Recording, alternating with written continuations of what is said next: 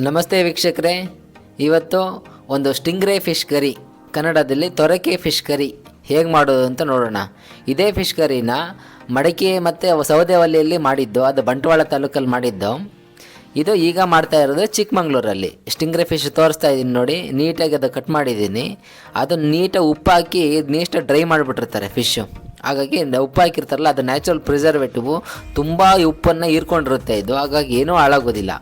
ಅದಕ್ಕೋಸ್ಕರ ನಾವಿದನ್ನು ನೀಟಾಗಿ ಹಾಟ್ ವಾಟ್ರಲ್ಲಿ ಒಂದು ಅರ್ಧದಿಂದ 1 ಗಂಟೆ ಅಷ್ಟು ಆಗೋವಷ್ಟು ನೆನೆಸಬೇಕು.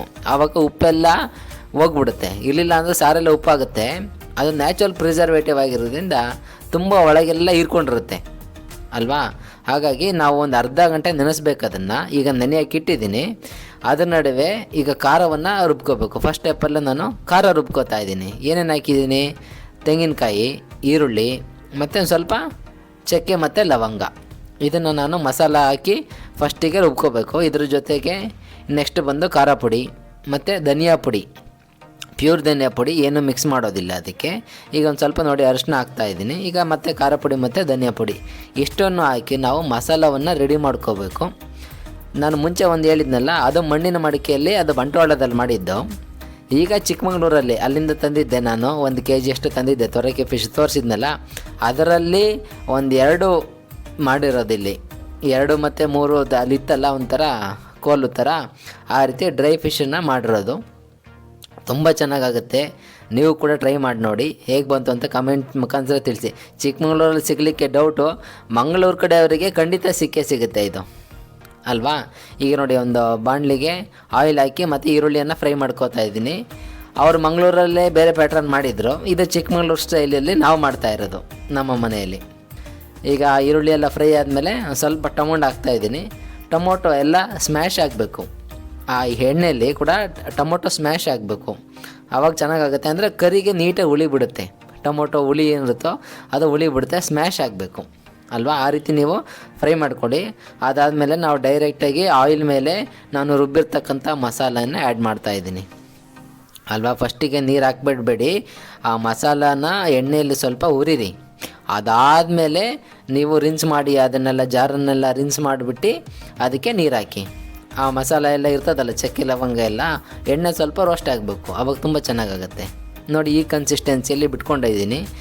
ನೀವು ಒಂದು ಸ್ವಲ್ಪ ಕರಿನ ತಿಕ್ಕಾಗಿ ಮಾಡ್ಕೊಳ್ಳಿದ್ದು, ಆವಾಗ ತುಂಬ ಚೆನ್ನಾಗಾಗುತ್ತೆ ನೋಡಿ. ಈ ಕನ್ಸಿಸ್ಟೆನ್ಸಿ ಬಿಟ್ಟಿದ್ದೀನ, ಮತ್ತು ಕುದ್ದು ಅದೆಲ್ಲ ಕಮ್ಮಿ ಆಗುತ್ತೆ.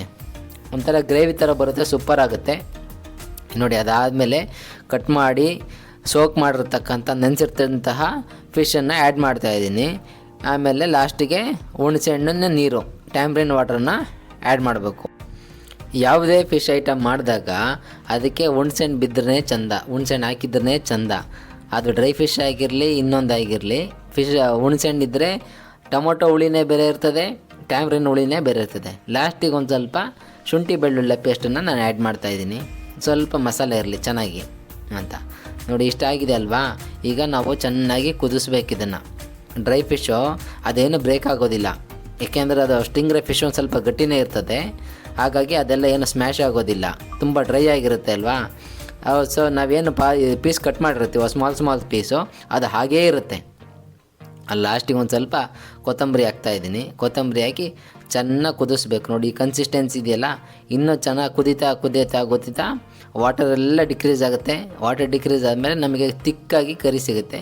ಅದು ತುಂಬ ಚೆನ್ನಾಗಾಗುತ್ತೆ ಮಾತ್ರ ಅಲ್ವಾ. ರೊಟ್ಟಿ ಎಲ್ಲ ತಿಂದರೆ ನಮ್ಮ ಚಿಕ್ಕಮಗಳೂರು ಕಡೆ ಎಲ್ಲ ಅಕ್ಕಿ ರೊಟ್ಟಿ, ರಾಗಿ ರೊಟ್ಟಿ ಜಾಸ್ತಿ. ಅದರ ಜೊತೆ ತಿಂದರೆ ತುಂಬ ಚೆನ್ನಾಗಾಗುತ್ತೆ. ಈಗ ಆಲ್ಮೋಸ್ಟ್ ಎಲ್ಲ ಕುದ್ದು ವಾಟರ್ ಡಿಕ್ರೀಸ್ ಆಗಿದೆ ನೋಡಿ. ಲೋ ಫ್ಲೇಮಲ್ಲಿ ಇಡಿ, ಇಲ್ಲ ಇದು ಒತ್ತೋಗ್ಬಿಡುತ್ತೆ. ಯಾಕೆಂದರೆ ತೆಂಗಿನಕಾಯಿ ಹಾಕಿರ್ತೀವಲ್ವಾ, ಹಾಗಾಗಿ. ಆಮೇಲೆ ಲಾಸ್ಟಿಗೆ ಉಪ್ಪೆಲ್ಲ ನೋಡಿ, ಉಪ್ಪೆಲ್ಲ ಹಾಕಿ, ಆ್ಯಕ್ಚುಲಿ ನೋಡಿ ಉಪ್ಪು ಹಾಕಬೇಕು ನೀವು. ಏಕೆ ಅಂತಂದರೆ ಆ ಫಿಶಲ್ಲೇ ಸಾಲ್ಟ್ ಕಂಟೆಂಟ್ ಇರುತ್ತೆ. ಫಸ್ಟಿಗೆ ಡ್ರೈ ಮಾಡುವಾಗ ಉಪ್ಪು ನೀರಲ್ಲಿ ತುಂಬ ಎದ್ದು ಡ್ರೈ ಮಾಡಿಸ್ಬಿಟ್ಟಿರ್ತಾರೆ. ಹಾಗಾಗಿ ಅದರಲ್ಲೇ ಉಪ್ಪು ಕಂಟೆಂಟ್ ಇರುತ್ತೆ. ನೀವು ಕರಿ ನೋಡಿಕೊಂಡು ಆಮೇಲೆ ಲಾಸ್ಟಿಗೆ ಉಪ್ಪು ಹಾಕಬೇಕು ನೋಡಿ. ಎಷ್ಟು ಸೂಪರಾಗಿದೆ ಅಂತ ಅಲ್ವಾ. ಈ ಥರ ಕರಿ ತಿಕ್ಕಾಗಿ ಎಲ್ಲಿ ಸಿಗುತ್ತೆ? ಇದೇ ರೀತಿ ನೀವು ಮಾಡಿ, ಹೇಗೆ ಬಂತು ಅಂತ ಕಮೆಂಟ್ ಮುಖಾಂತರ ತಿಳಿಸಿ. ಇದೇ ರೀತಿ ರುಚಿಯಾಗಿ ಅಡುಗೆ ಮಾಡಿಕೊಂಡು ತಿನ್ನಿ ಅಂತ ಹೇಳ್ತಾ, ಥ್ಯಾಂಕ್ ಯು ಫಾರ್ ವಾಚಿಂಗ್.